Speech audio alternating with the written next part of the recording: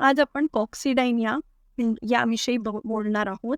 तर कॉक्सिडायनिया म्हणजे काय? तर माकड हाडाचे हे जे दुखणे आहे मणक्याचा सगळ्यात शेवटचा हा जो पार्ट आहे, हे टोक आहे, यावरती जेव्हा दुखणे तयार होते, तेव्हा त्याला कॉक्सिडायनिया असं म्हणतात.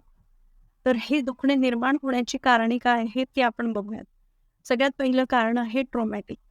जेव्हा आपण खाली पडतो आणि डिरेक्टली माकड हाडाला मार लागल्यामुळे तिथे दुखणे निर्माण होऊ शकते.